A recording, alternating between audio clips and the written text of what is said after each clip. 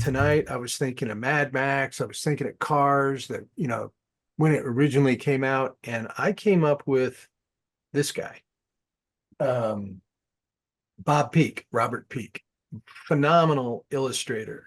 He was a contemporary of my father's, um, maybe just a little bit before him. But it's funny how I think I know a lot about him, but I really didn't know it near as much as I thought I did. I've met him number of times, went to workshops with him, been he had been at our house when I was a teenager and stuff, um, and just have always really enjoyed looking at his artwork. But as I started reading about, he's from Wichita, Kansas. I couldn't believe that. I think of him, he was living in Greenwich, Connecticut when I was living in Connecticut. And then he had an apartment in New York, and then he moved out west later on. But he has as much to do with the contemporary movie poster as anybody, or I would say more than anybody. I think obviously Drew Struzan did a lot of movie posters, but Bob kind of laid the tracks for it. And he was just magnificent in his design of the movie poster and the effectiveness of it. He went to Wichita State for a while, got drafted, was in the service during the Korean War. And then after the Korean War, very much like my father, went to Art Center College of Design in Pasadena.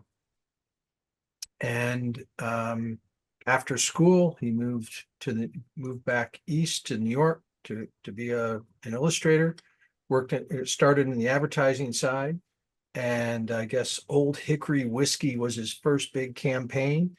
And then he just flourished and went a lot of different places. The first time that I had ever heard of the artist Nikolai Fechin came from Bob Peak, and he was looking at work that I was doing. He goes, "You got to check this person out."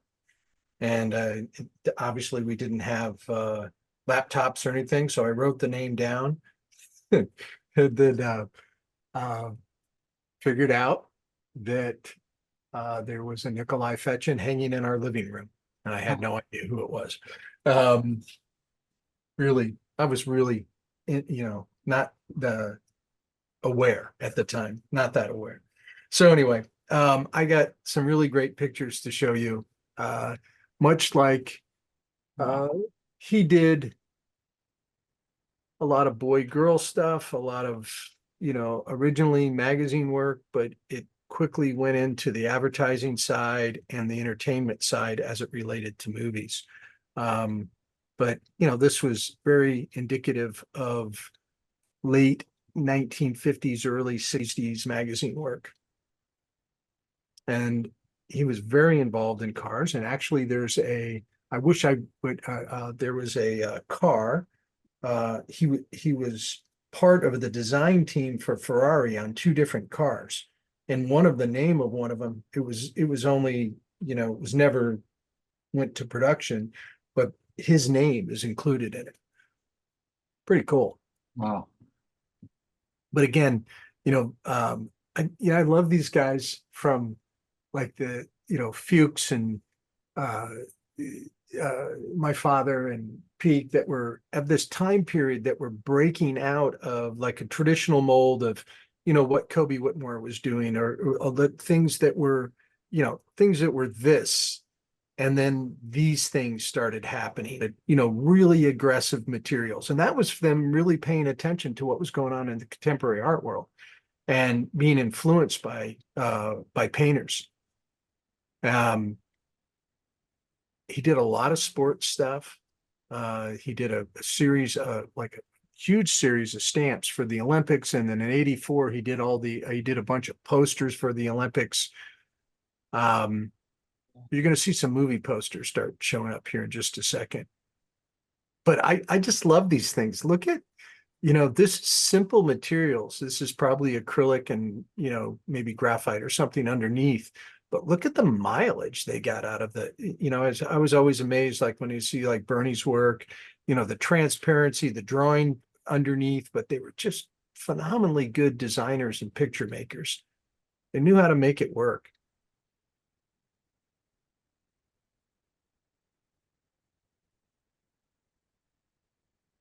Some of this stuff is collage, very graphic. He didn't do a lot of collage, but I mean, I just love this. You know, you know, I think part of that group, and a lot of the illustrators at that time studied design, and I think it just made them better illustrators.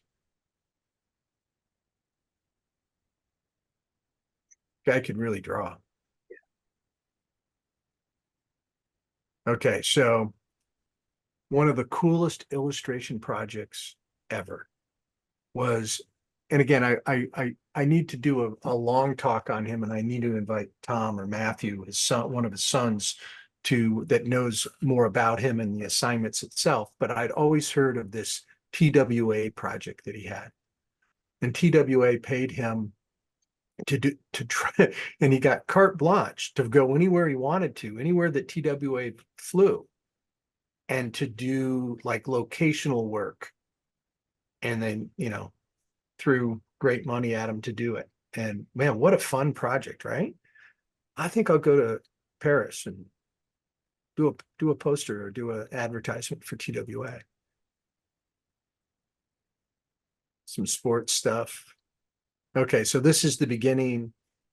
This is probably the first Bob Peak that I ever saw, because I remember seeing the movie My Fair Lady, and my sisters and my mom and my dad all going to the movie. I was really young, but I remember seeing this image. I had no idea 2 years later that it was Bob Peak that did it. But he did a few movie posters. He has over 100 to his credit. And some, as you'll see, look, think of some of these things: West Side Story, Funny Girl, Camelot. Terry Brown sent me a message a couple of months ago that this original piece sold, it's like 5 feet tall, sold for several $1,000,000. Jeez. Which blew me away. I had no idea. I don't know if I think that's exact.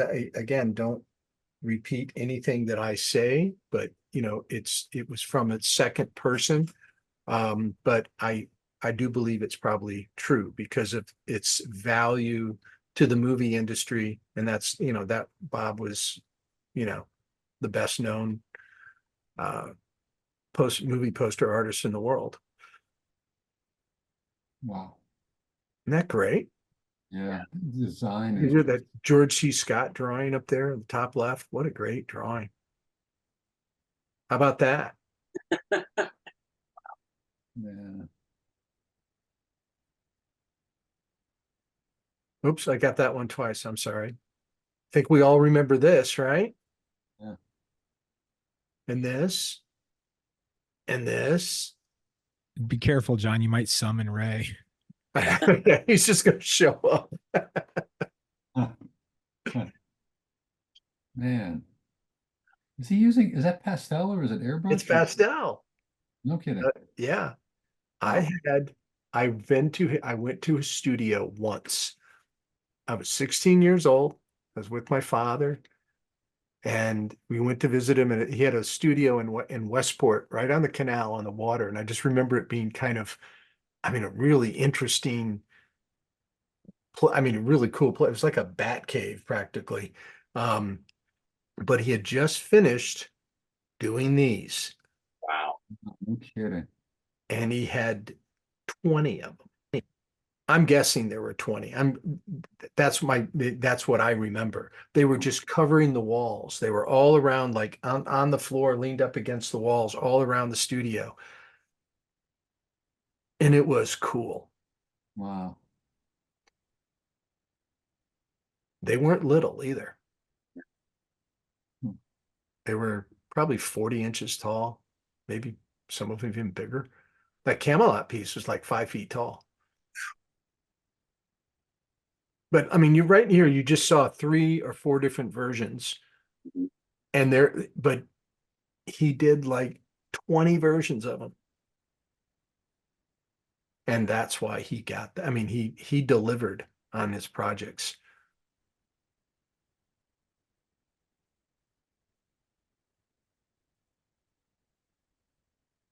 Hmm. Great drawing of Burt Lancaster. Wow. That's an awesome drawing. It really is. I put quite a few of his drawings in here. He's got a book. You can find it online. Um, of just of his drawings. Look at that. You're talking about a lot of mileage with little material. Yeah. Look at the difference of mark making, the use of line with shape. I mean, it's brilliant.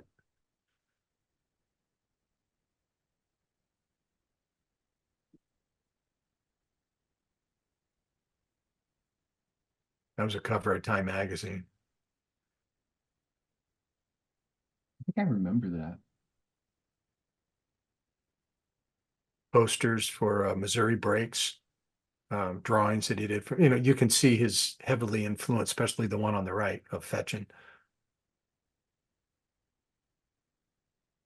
That was a Time cover also. Beautiful drawing on the left, though. Okay, this is pretty cool. Illustrators Workshop 1 year as like an assignment, a demonstration for the students. Everybody, each of the artists did a portrait of one of the other artists. So that portrait is of Bernie Fuchs. That's Right. pretty, Live right there. yeah, that's great both ways, right? Greatness touching greatness. Look at this, the simplicity, like this side of the face just painted flat. Yeah. This was always one of my favorite portraits of his. This is him. This is watercolor. Oops. Oh, that's Really? beautiful. Wow. Custer, that was a real well-known piece.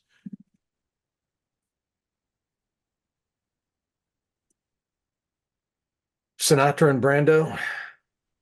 Didn't get any bigger than that.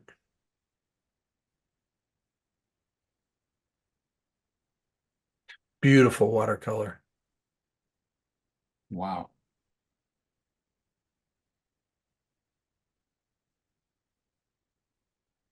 Some of his stamps. 13 cents. Yeah, I know. Gorgeous Yeah. design, man. Yeah, look at these Olympic posters he did. These are pretty cool. That one's great. That is awesome. See, that is awesome, man. Wow. I saved my favorite painting of his to the last one. And it's of another great artist. It's coming up here pretty quick.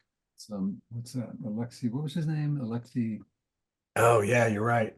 Damn it, I forget. He won like what, 3 Olympics in a row or something.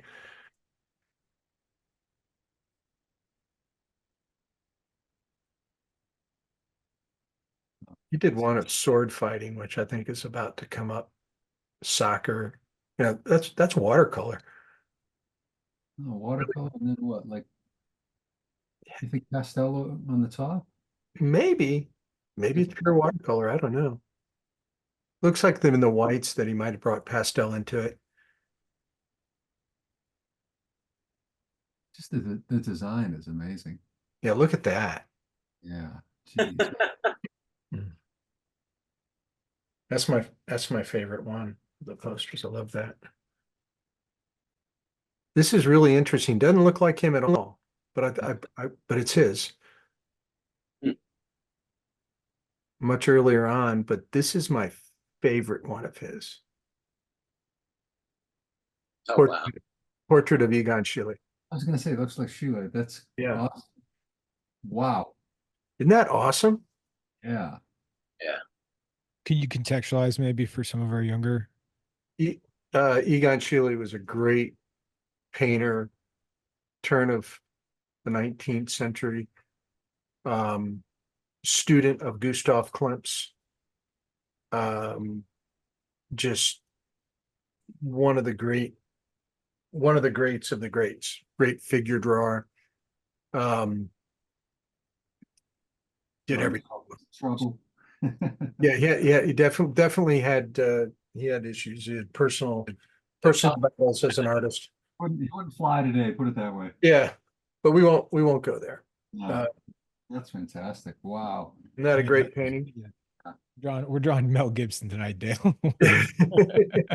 It's okay. Yeah, you got a point there. It's okay. Yeah, we've loosened up a little bit, Dale. Yeah, we're loosening up a little bit. We're trying to add some edge, some grit. Right.